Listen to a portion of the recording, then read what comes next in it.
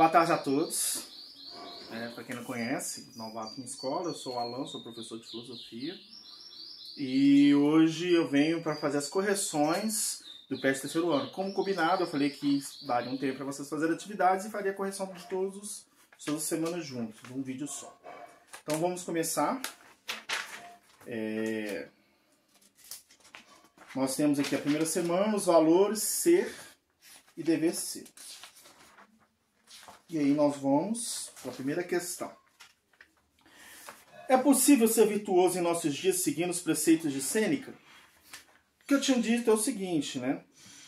Nós podemos seguir seus preceitos, eles vão facilitar a nossa vida, porém, na perspectiva, se a gente pegar uma perspectiva contemporânea sobre o estudo da ética e da moral, a moral é histórica, né? Então ela vai variar de acordo com o contexto social e com a questão, né, com o contexto social da época e com a própria sociedade, na estruturação da sociedade. Nós estamos falando de um pensador que viveu no Império Romano, então a moral e a ética eram totalmente diferentes de hoje.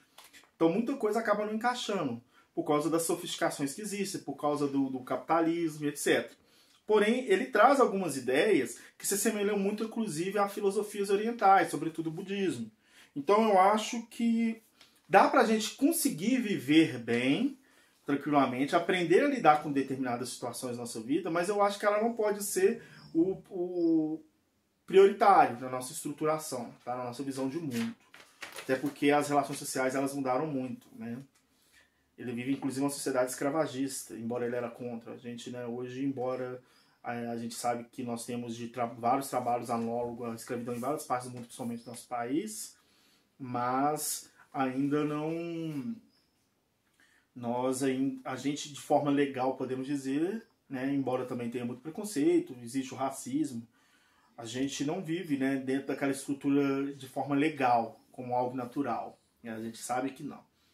Mas aí no decorrer das outras respostas nós vamos discutir um pouquinho e a gente vai entender por que, né, se pode. Inclusive pelo conceito de fortuna e versatilidade. Facilita muito a nossa vivência, a nossa experiência com o mundo.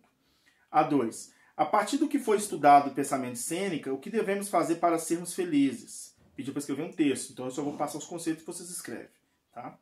Que é o fato da questão da aceitação da fortuna, né? E a nossa capacidade de se adaptar à realidade. Fortuna, né, é uma palavra latina que representa sorte. O que eu quero dizer é o seguinte, e aí pegando a questão 1 também, existem questões da nossa vida, situações, acontecimentos, se não me engano são os históricos que vão trabalhar com o conceito de acontecimento, que foge da nossa capacidade de decisão, né? E aí a gente precisa aceitar essas coisas que acontecem para facilitar a nossa vida. Quando você aceita que as coisas acontecem e que fogem ao nosso controle, você vai ter uma experiência de vida muito melhor, né, porque as pessoas que tentam controlar tudo elas acabam se sentindo frustradas com coisas que fogem do seu controle. Isso faz com que a pessoa entre em estado de depressão, em estado de ansiedade, etc. Não. Aquilo que você pode tomar decisão, você toma decisão. Mas aquilo que foge às suas escolhas, você tem que aceitar. Tá? Lembrando que toda escolha que a gente faz, ela gera consequências. Então, assim, a gente também tem que pensar muito, né, no que a gente vai fazer. Mas também a gente não pode viver só pensando, não. A gente tem que ter um equilíbrio aí. Pensa, reflete sobre as suas ações, mas haja, né? Como que eu posso dizer? Tem uma frase do Zé Saramago, eu postei no Instagram, no meu status. Deixa eu ver se eu acho ela aqui, que eu esqueci ela agora. Lembrei dela agora e esqueci.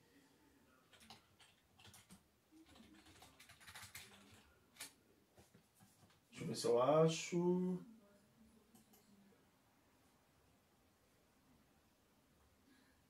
Não tenhamos pressa, mas não percamos tempo, né? Ou seja, a gente tem que pensar para agir, né? Não é para agir de forma extremamente possível, mas também a gente não pode perder tempo, ficar só pensando. A gente tem que refletir, fazer as escolhas, assumir essas escolhas e aceitar as consequências que aquilo ali vão trazer para a gente. 3. A partir da leitura do texto acima, define o ideal de sábio presente na filosofia de Sêneca. O sábio é esse que age dessa forma. É estranho porque as três questões elas têm praticamente a mesma resposta, né? O sábio é aquele que aceita as condições da realidade, né? Assume aquilo e vive. buscando apenas uma vida tranquila. Né? Ele, inclusive, fala sobre o conceito de brevidade da vida, que não é que a vida é curta. As escolhas que nós fazemos mediante a vida e a forma que nós vivemos que faz com que ela seja curta. Se a gente aprender a viver e aprender a valorizar o que realmente importa, a nossa vida seria uma vida longa. Tá? É isso que ele fala. Conceito de brevidade da vida em Sêneca. Semana 2. Universalismo e relativismo. Bem e mal. Não sei se você sabe, mas o tratamento do câncer, né, no Brasil, ele é feito pelo SUS e ele é 100% gratuito, diferente de outros lugares. Para quem já assistiu a série Breaking Bad, sabe que o principal, Walter White, ele era um professor de química, um cara, né, brilhante, só que por causa de escolhas da vida ele acabou, né, virando professor de ensino médio, né? Assim como no Brasil recebe muito pouco, tinha que ter 2 empregos, aquela coisa toda. E aí ele adquire o câncer, o tratamento era caríssimo. E ele começa a produzir metafetamina, né, que é uma droga sintética, para conseguir pagar esse tratamento. E aí depois para outras coisas, mas aí, inicialmente é isso. E o interessante é que, como ele era um químico brilhante, a droga dele era a melhor do mercado, então ele começa a vender muito. Mas aí gera uma série de problemas. Eu sou lá no notebook, esqueci de pôr ele para carregar, mas eu não vou precisar dele agora não. O que acontece? Então, uma das primeiras coisas que nós temos que fazer é a valorização, o fortalecimento do SUS. Né? Algumas pessoas criticam o SUS, mas a gente tem que entender que o SUS ele atende o país inteiro, a população toda. Né? Os ricos não usam o SUS, mas poderiam. Mas ele acessa qualquer um que chegar lá, inclusive estrangeiro, vai ser atendido, demorando ou não. E ele é pioneiro no tratamento do câncer. Só existe o tratamento dele, ele é o mais forte, né? Não sei se é só o único. As pessoas que eu conheço que trataram câncer foram no SUS. Então uma das medidas era o fortalecimento do SUS. Outra coisa que eu estava lendo aqui na reportagem no oncoguia.org.br, que é um site voltado para a questão da oncologia, né, que estuda o câncer, disseram que em 2011 16% das mortes no Brasil foram atribuídas ao câncer. O governo ele lançou um plano de 14 metas, mas aqui não fala sobre as metas. Só que ele fala o seguinte, a primeira coisa é a prevenção primária, né? Campanhas de prevenção para as pessoas não terem, né, isso. E segundo, o diagnóstico prévio, né? Antes, quanto mais cedo você descobrir, né, a doença, maior a chance de você sobreviver a ela. Então, eu acho que a grande situação é essa. Eu estive conversando uma época para trás aí com a minha namorada, né? Então, um beijo para ela. Nem deve ver esse vídeo, mas tudo bem. O que acontece? A gente estava falando sobre um tratamento agora que eles estão usando anticorpos e reprogramando os anticorpos do próprio corpo, tirando do seu próprio sangue, para esses anticorpos aprenderem a atacar o câncer. É interessante, já foi feito alguns, ela está sendo desenvolvida no Brasil, mas parece que ela é de fora. E esse tratamento tem sido eficiente nos casos que ele for usado. Então é uma coisa muito interessante, porque se descobrir, assim, as chances de salvação vai ser muito grande, porque o próprio corpo vai começar a rejeitar o câncer e o próprio corpo vai matar o câncer. Para quem não sabe, o câncer, ele é podemos dizer de forma bem resumida, uma célula do seu corpo que teve uma programação, uma modificação do DNA, que faz com que ela se reproduza de forma desordenada, sem respeitar o corpo. Porque o tempo todo as células estão morrendo e estão sendo criadas novas células, né, para regenerar a parte do corpo. E envelhecer é o fato do corpo começar a perder essa capacidade de regeneração, e aí a gente vai morrendo. Literalmente morrendo quando chega uma certa idade. Quando chega na minha idade, mais ou menos, o corpo agora, eu já comecei a descer a pista, né? Então, assim, no caso, essas células elas começam a reproduzir de forma desordenada, criando criando os tumores, né? Que são esses acúmulos de células. Então a ideia era matar essas células. O próprio corpo entender aquilo ali como uma doença ou um dano e eliminar aquilo.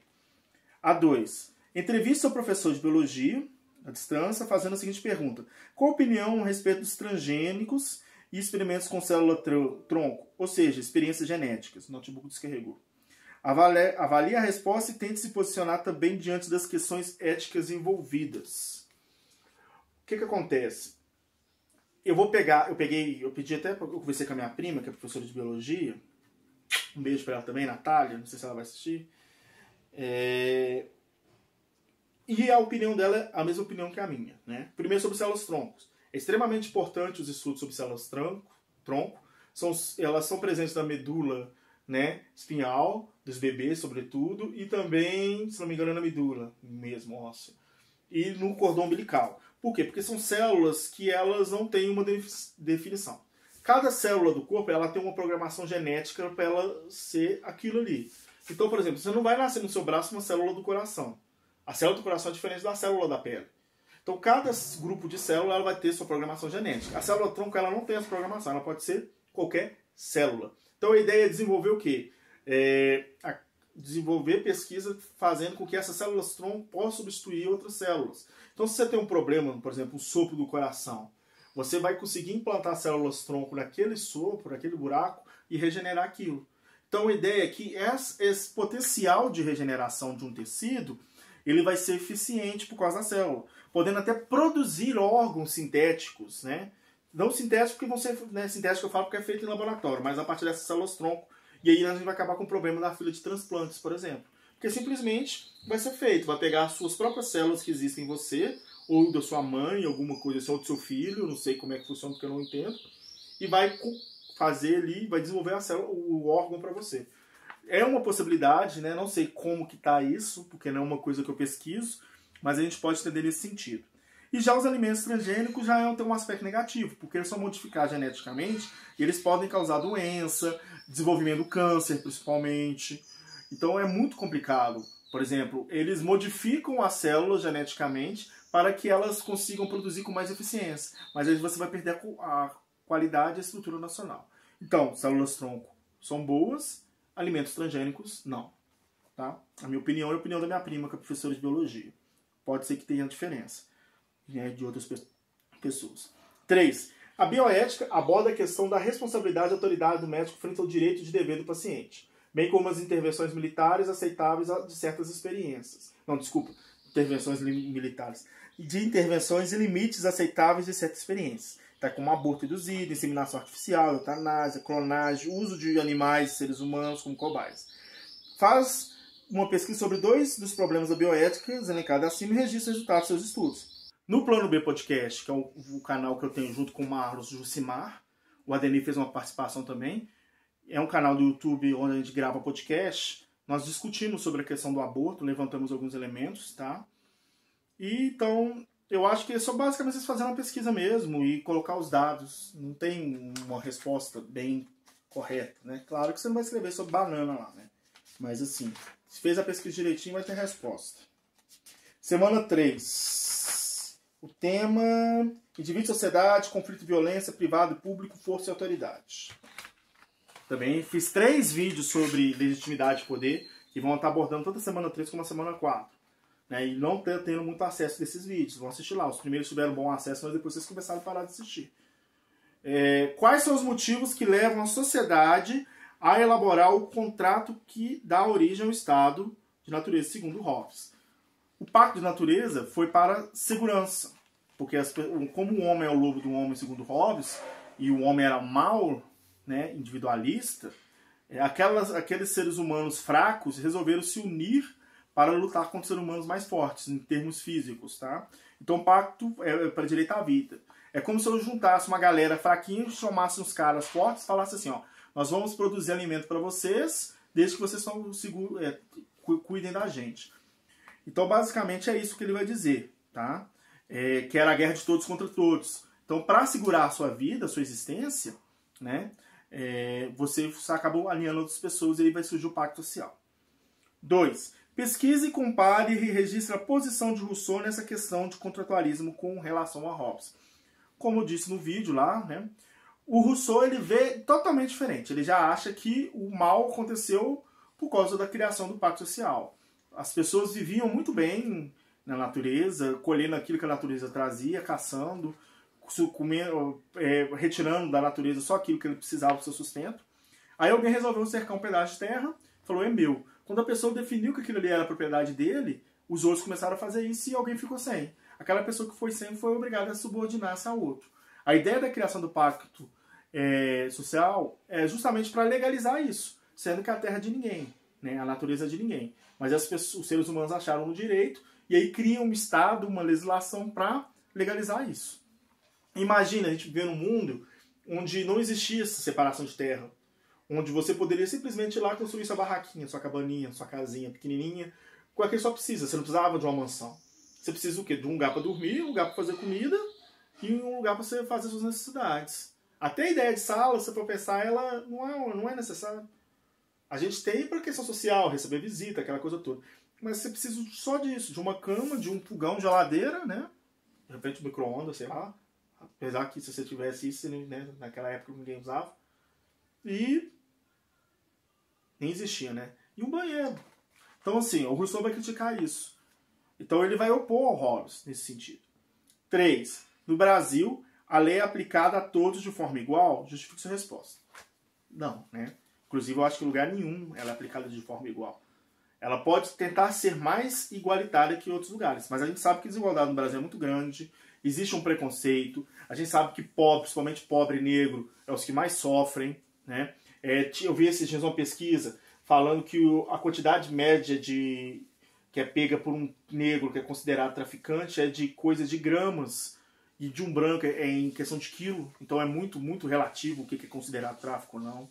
A gente sabe que existe uma questão de estrutura histórica que faz com que as pessoas pobres, os negros, os mulatos, eles sejam marginalizados, e com isso eles acabam recorrendo ao crime, né, como forma de sustento. E a gente sabe que a galera que tem dinheiro molha a mão do povo lá e acaba passando por cima da lei.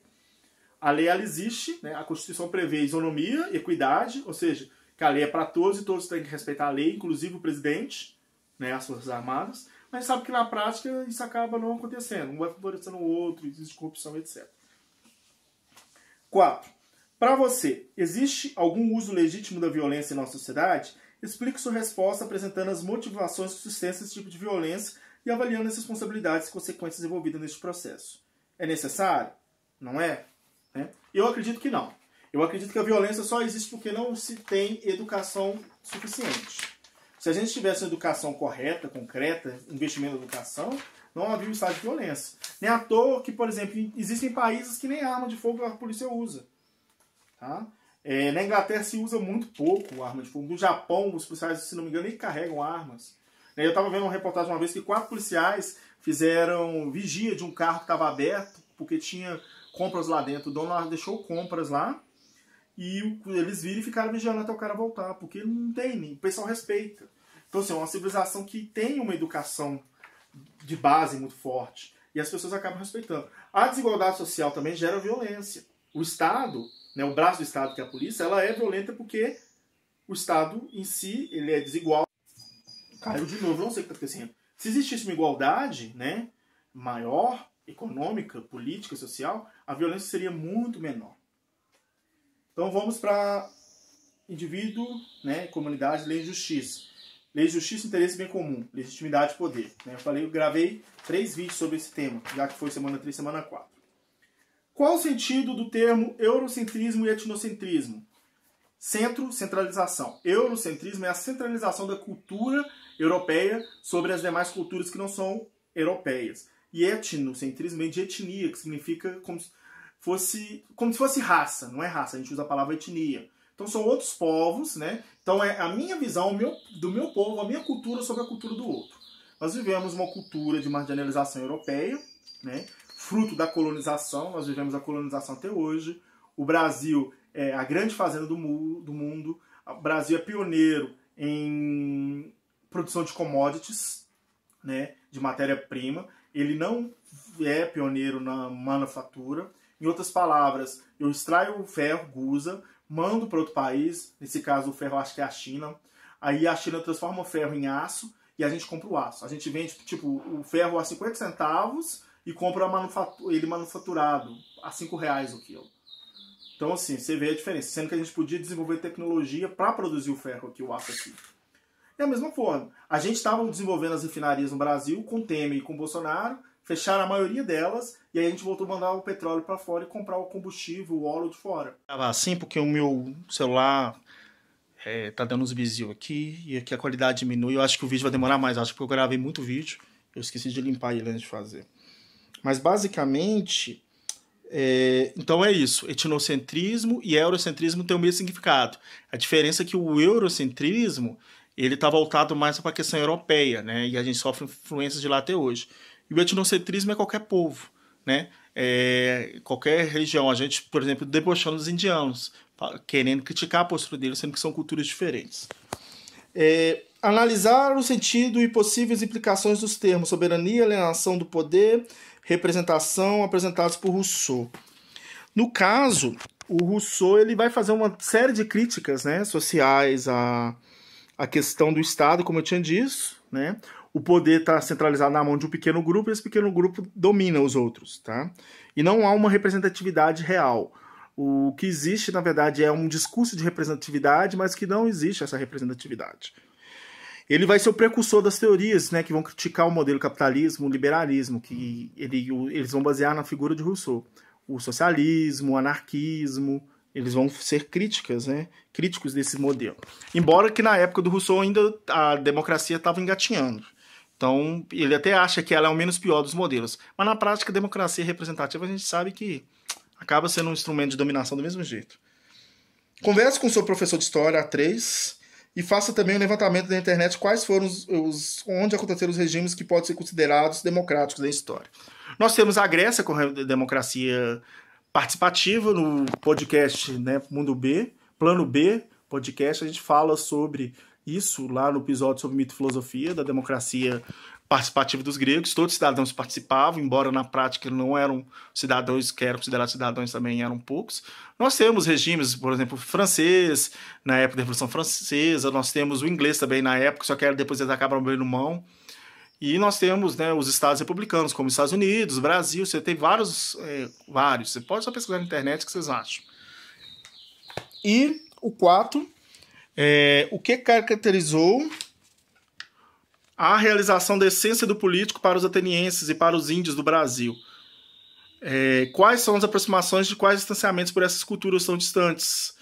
Diferencia seus políticos daquelas pela modernidade contemporaneidade. Como disse, na Grécia a democracia ela era participativa, então eles que julgavam os cidadãos, eles que criavam as leis, né? Só tinha um legislador que ali ia aplicar, mas os cidadãos que definiam tudo.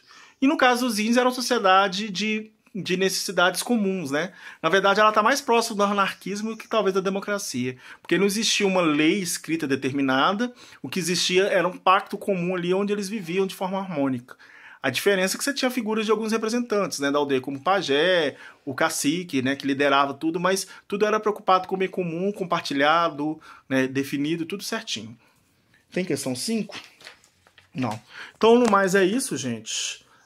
Espero que vocês tenham entendido. Qualquer coisa vocês podem mandar nos comentários, mandar no e-mail se não quiser. E aí a gente conversa, tá, ao longo disso. Lembrando que eu vou fazer isso também na próxima semana, no próximo mês. Chegando no PET, eu vou esperar, né? E aí no final do mês, vocês fazendo, né, as quatro atividades, eu mando a correção completa de tudo. Abraço. Espero que o celular coopere na próxima, né? Até mais. Tchau.